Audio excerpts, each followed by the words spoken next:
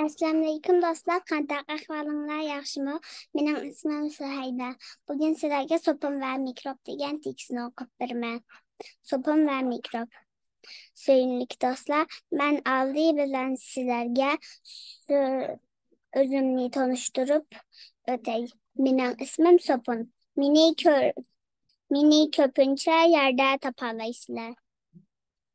Qo'llaringlarda nurg'uncha kasallar tarqatishida bakteriya va mikroplar mavjud. Badaninglardagi yerda va viruslarda vaqtda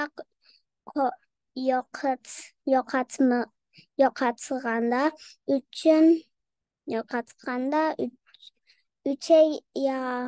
uchay yog'u poka yallig'i kanay ashpa yallig'i ikki og'iz bo'qishi yallig'i o'sparda yallig'i degandek turli kasallarga keltirib chiqishi mumkin. Shunlashqa tövəndəki əhvallarda çoxun qo'llaringlarni 20 sekund atrofida so'pinlab pokiz yuvishinglar kerak. Qo'llaringlarni yuvib bo'lgandan keyin lo'nga yoki qog'oz bilan pokiz surishinglar kerak.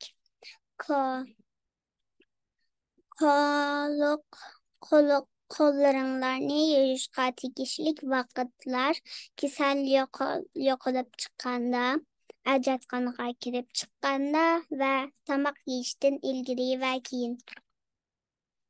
Sevimli do'stlar, men yangi do'stinglar dezinfeksiyalash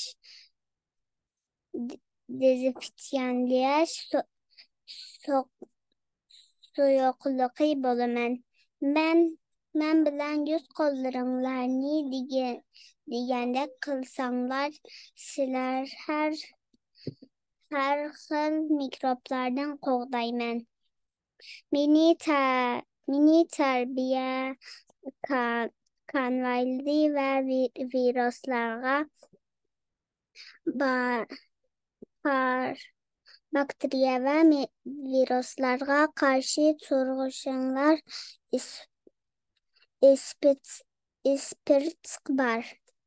Sevimli do'stlar, sog'lomliginglar pokizlik qilish uchun sopun va dezginlash suyuqligi har vaqtda yoningizdan ayirmanglar. Xo'sh.